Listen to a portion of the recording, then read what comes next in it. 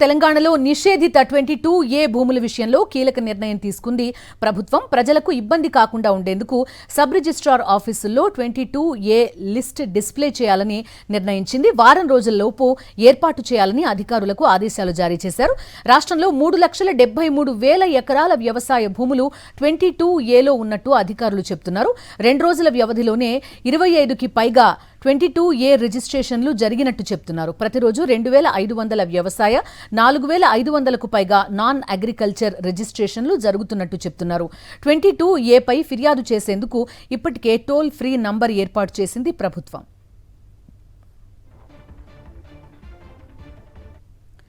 మరింత సమాచారం అందిస్తారు మా కరెస్పాండెంట్ శేఖర్.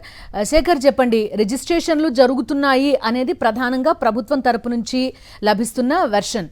ఎంతవరకు ప్రాక్టికల్గా పరిస్థితి ఉంది? ఫీల్డ్ లెవెల్లో డీటెయిల్స్ ఏంటి? ఇప్పుడు ప్రభుత్వం తీసుకున్న చర్యలు సరిపోతాయా? ఎస్ బిందు, ఖచ్చితంగా గ్రౌండ్ లెవెల్లో చాలా సమస్యలు ఉన్నాయి. అధికారుల నుంచి తీవ్రమైనటువంటి ఇబ్బందులు ప్రజలంతా కూడా ఎదుర్కొంటున్నటువంటి సిచ్యువేషన్స్ ఉన్నాయని చెప్పుకోవచ్చు. ఇక ప్రతి రిజిస్ట్రేషన్కు అన్ని డాక్యుమెంట్స్ ఉన్నప్పటికీ కూడా డిక్లరేషన్కి సంబంధించినటువంటి డాక్యుమెంట్ను కూడా అడుగుతున్నటువంటి పరిస్థితులు ఉన్నాయి. ముఖ్యంగా తమ భూమి 100 ఏళ్ల తరబడి తమకు సంబంధించిన భూమి అయినప్పటికీ 22లో ఏలో పడ్డది అన్నటువంటి ఆందోళన ప్రజలందరినీ తీవ్రంగా కలచివేస్తూ ఉంది. గడిచినటువంటి వారం రోజుల నుంచి రాజకీయ రగడ కొనసాగుతున్నటువంటి సిచ్యువేషన్స్. దీని మీద రాష్ట్ర ప్రభుత్వం అధికారుల కమిటీ వేసింది. అధికారుల కమిటీ రోజువారీగా సమీక్షలు నిర్వహిస్తూ ఉంది. గ్రౌండ్ లెవెల్ నుంచి వస్తున్నటువంటి ఏవైతే ఫిర్యాదులు ఉన్నాయో అంశాలన్నింటి మీద పరిష్కార మార్గాలను అన్వేషిస్తున్నటువంటి పరిస్థితులు. ఇక మనకంతున్నటువంటి సమాచారం మేరకు కీలకమైనటువంటి నిర్ణయం తీసుకున్నట్లుగా తెలుస్తూ ఉంది. తెలంగాణ రాష్ట్ర వ్యాప్తంగా 22Aకి సంబంధించినటువంటి నిషేధిత జాబితా భూమి ఏదైతే ఉందో ఆ భూమి అన్నింటినీ కూడా ప్రతి సబ్ రిజిస్ట్రార్ ఆఫీస్లో డిస్ప్లే చేయాలని నిర్ణయం తీసుకున్నట్లుగా తెలుస్తూ ఉంది. మ్యాప్తో సహా జీఆర్కి సంబంధించినటువంటి సర్వే ఇప్పటికే పూర్తవుతోంది. దాదాపు తెలంగాణ రాష్ట్ర వ్యాప్తంగా 63 గ్రామాలకు సంబంధించినటువంటి సర్వే పూర్తయిపోయింది.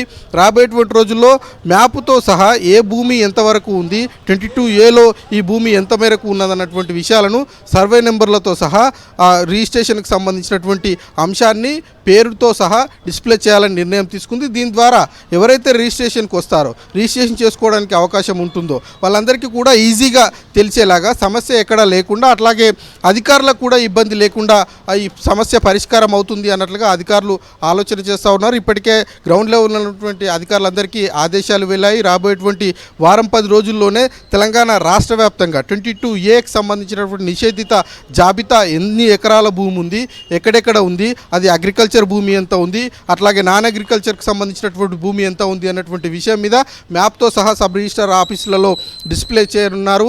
ఇప్పటికే వ్యవసాయ శాఖకు సంబంధించినటువంటి వ్యవసాయ భూమి 3,73,000 ఎకరాలు 22Aలో ఉన్నట్లుగా ప్రభుత్వం గుర్తించింది. దానికి సంబంధించినటువంటి అధికారులు లెక్కలు కూడా తీశారు. ఇక నాన్ అగ్రికల్చర్కి సంబంధించినటువంటి భూమి ఎంత ఉంది అన్నటువంటి అంశం మీద కసరత్తు కొనసాగుతోంది. 2-3 రోజుల్లోనే ఆ పూర్తి స్థాయి నివేదిక రెడీ అయిన తర్వాత సబ్ రిజిస్ట్రార్ ఆఫీసులకి ఆ లిస్టు వెళ్తుంది. ఆ డిస్ప్లే అక్కడ ఉంటుంది.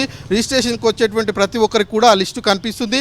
ఎక్కడ కూడా సమస్యలు ఉండవు. భవిష్యత్తులో సజావుగానే రిజిస్ట్రేషన్స్ అన్నీ కూడా జరుగుతాయి. ఇక ఇప్పటి వరకు గడిచినటువంటి 3-4 రోజుల నుంచి 22Aకి సంబంధించినటువంటి రిజిస్ట్రేషన్స్ దాదాపు 45కు పైగా స్లాట్స్ బుక్ అయితే 22కు పైగా రిజిస్ట్రేషన్స్ పూర్తయిపోయి సక్సెస్ఫుల్గానే రిజిస్ట్రేషన్ చేస్తున్నాము అన్నటువంటి అంశాన్ని అధికారులు చెప్తా ఉన్నారు. మరి శేఖర్, ఒక విషయం చెప్పండి. ఒకటి, ఏవైతే సర్వే నంబర్లు ఉన్నాయో అన్ని సబ్ క్లాజెస్, సబ్ నంబర్స్ ఉంటాయో వాటి కారణంగా ఇబ్బంది అనేది ప్రభుత్వం చెప్తోంది కదా, దానివల్ల కదా రిజిస్ట్రేషన్ జరగట్లేదు. ఈ డిస్ప్లే వల్ల అది ఎంతవరకు అడ్రస్ అవుతుంది?